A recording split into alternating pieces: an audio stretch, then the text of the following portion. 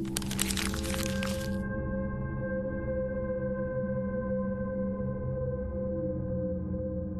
name is Anna. It has been 3 years since I talked about this out loud. I tried putting it somewhere in the back of my mind, the way you do with things you cannot explain and cannot live with at the same time. For a while, it worked. I finished my degree, I got a job, I built a life that looked completely normal from the outside and mostly felt that way too. But something happened last week that made me need to say this out loud. I was walking to my car after work and I passed a college campus. Not mine, just one near my office. And something about the way the dormitory hallways looked through the windows at night made my stomach drop the way it used to in freshman year. And I realized I had never actually told anyone the full story. Not really. I had told pieces of it. I had described Emily to people who asked, but I had never sat down and said all of it from beginning to end. So that is what I am doing now. My name is Anna, I was 19 years old, and this is what happened during my freshman year of college. It was a good semester before any of it started. I want to be clear about that because I think it matters. It was not one of those situations where everything felt wrong from the beginning and you look back and think, of course it was always going to go that way. It was genuinely good. I was tired all the time. Working part-time, full course load, the particular exhaustion of building a new life from scratch in a new city. But it was the good kind of tired. The kind that means something is happening. I had my roommate Natalia. I had a small group of people I had collected in those first few weeks, the way you do when you are young and alone, somewhere unfamiliar. I had a routine. I had something that was starting to feel like home. I met Emily in one of my morning classes. She was the kind of person you notice immediately. Loud laugh, strong opinions, the type who talked to everyone and remembered everyone's name after meeting them once. We were not close exactly, but we were friendly in the way you are with someone who sits near you every day. She would save me a seat sometimes. We would walk out of class together and part ways at the corner. Easy, uncomplicated, the kind of friendship that does not feel like anything important at the time. I had no reason to think anything was wrong with her, not until the night she came to my door. It was past midnight. Natalia had already gone to bed. I was still up finishing an assignment when the knocking started. Not a gentle knock, the kind that happens when someone's hands are shaking, and they cannot control how hard they are hitting. Fast and continuous and desperate, like stopping was not an option. I went to the door. We had no peephole. I asked who it was. Her voice came through immediately, tight and high and wrong, in a way I felt before I understood. She said, "It's Emily. Please open the door. Somyeon is following me." I looked at Natalia, who was now sitting up in bed. She nodded. I opened the door. Emily came in fast. She was looking over her shoulder before I even had the door fully open. The hallway behind her was empty. Completely empty. Just the long dormitory corridor and the fluorescent lights doing what fluorescent lights do at midnight, making everything slightly too bright and slightly too flat. I told her there was no one there. She said, "I swear, I can feel them behind me." Natalia and I stepped out into the hallway together. We looked both ways. Nothing. Just the corridor stretching in both directions and the fire exit sign at the far end. I told her again, "There is no one there." She looked at us, then down the hallway one more time. Her hands were still slightly shaking at her sides. She took a breath. She said, "I'm sorry. I don't know what's wrong with me. I'm sorry for bothering you." And before either of us could say anything, she walked back out into the hallway she had been so terrified of and disappeared around the corner. Natalia and I stood there for a moment. Then we went back inside. I did not sleep well that night. I told myself it was stress, caffeine.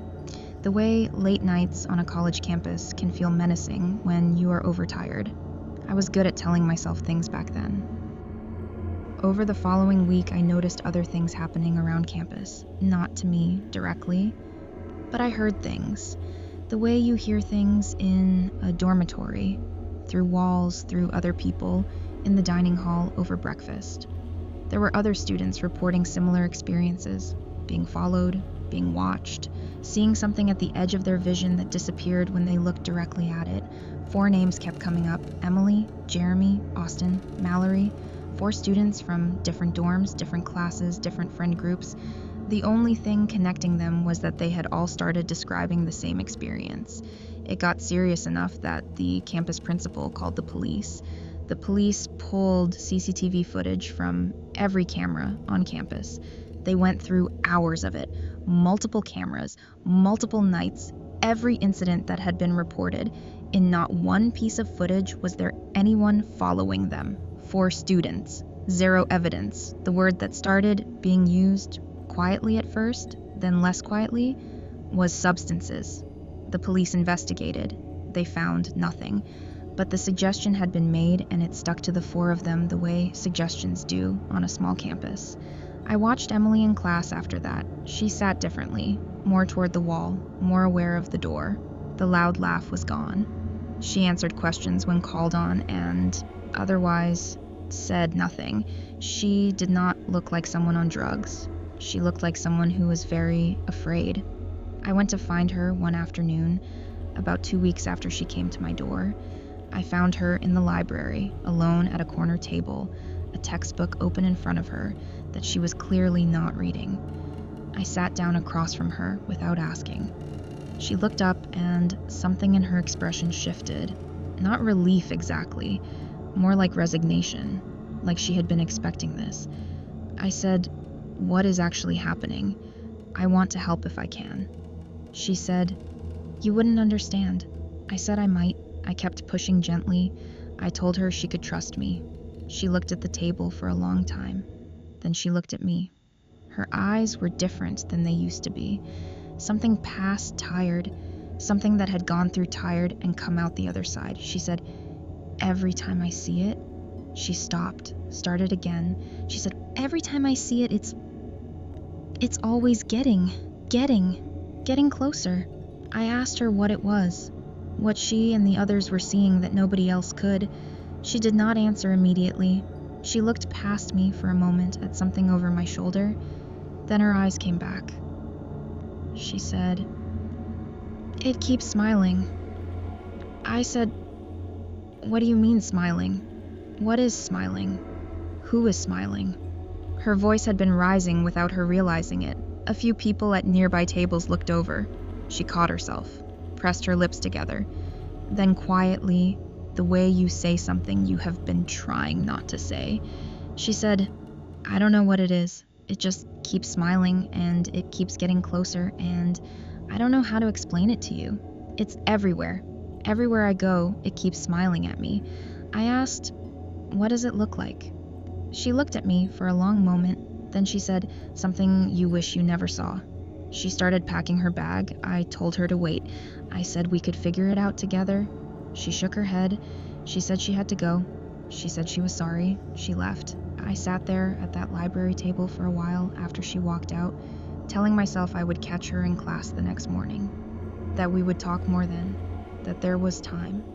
She was not in class the next morning. I assumed she was just absent. It happens. I saved her seat out of habit and then felt slightly foolish about it by the end of the lecture. She was not there the day after either, or the day after that. I started asking around carefully. Not alarmed yet, just curious. Someone said they thought she had moved dorms. Someone else said they heard she had gone home for a family thing. The answers were vague in the way answers get vague on a campus when nobody actually knows something, but nobody wants to say they do not know. 2 more weeks passed. Then a third-year student told me, quietly, in passing, the way bad news travels, like something nobody wants to be the one carrying. She said, "Did you hear about that girl Emily, the one from the 3rd floor?" I said I knew her. She said they found her in an apartment off campus. She said it was suicide. I did not say anything for a moment. She said, apparently the walls of her apartment were covered in drawings. The police described them in an interview. They would not say exactly what the drawings showed. The word one of the officers used was compulsive. He said it looked like she could not stop, like she was trying to get something out of her head by putting it somewhere else. He did not describe what the drawings showed. I do not know if he could not, or if he just would not. I thought about Emily for a long time after that, about the last conversation, about the way she said it keeps getting closer, like it was a fact she had accepted rather than a fear she was expressing, about the way she looked over my shoulder when she was trying to find the words. I wondered what she saw in that moment. I wondered if it was there in the library while we were talking. I started paying closer attention after that, to the other names I had heard: Jeremy, Austin, Mallory, Jeremy. I noticed first because his absence was loud. He had been the kind of person who was hard to miss, always in the dining hall, always at the same table. Then one week he was not there. I asked someone from his dorm. They said something vague about a family emergency. Then I heard through someone else that it was not a family emergency, that there had been an accident, that the circumstances were strange enough that strange was the specific word used by multiple people who described it to me. Austin. I did not notice until someone mentioned his name in passing, and I realized I had not seen him in weeks. I asked around, and nobody seemed to know where he was. Eventually, I heard his family had reported him missing, that he had simply stopped being reachable one day and never became reachable again. Mallory, I heard about last. She had not disappeared or died. She had had a breakdown severe enough that her parents had come and taken her home in the middle of the semester. Nobody who told me this seemed to know what the breakdown was about, just that it had been bad enough that she left everything behind. Her books, her clothes, everything in her dorm room still there when she left. 4 people: Emily, Jeremy, Austin, Mallory. 4 people who saw something on a college campus that no camera ever recorded. 4 people who described the same experience: being followed, being watched, something getting closer and closer every time they saw it, and then they were gone, one by one. Over the course of a single semester, I stayed, I finished my degree, I built a life. But I think about it still. I think about Emily standing in my doorway with her hands shaking.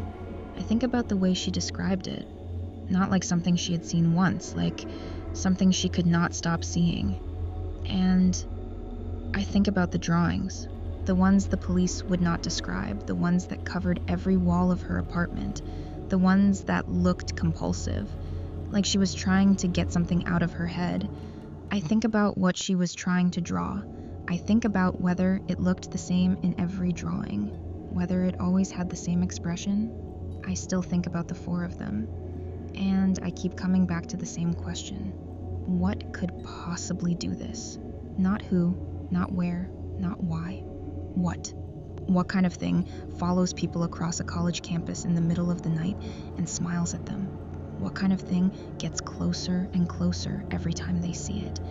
What kind of thing leaves drawings on the walls of a girl's apartment that the police will not describe to anyone? What kind of thing chooses 4 people out of an entire campus and decides, these ones get to see me. I never saw it, not once. Not in the hallway that night, not following Emily, not anywhere. I used to think that meant I was safe.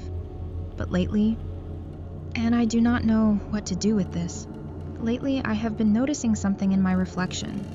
In the mirror in the morning, in shop windows when I pass them on the street, in the dark screen of my phone before I turn it on. I do not know how to describe it exactly.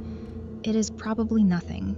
It is just that sometimes, at the very edge of my reflection, in the part of the background my eyes do not quite reach, there is something, and it is smiling, and every time I see it, it is a little closer than before.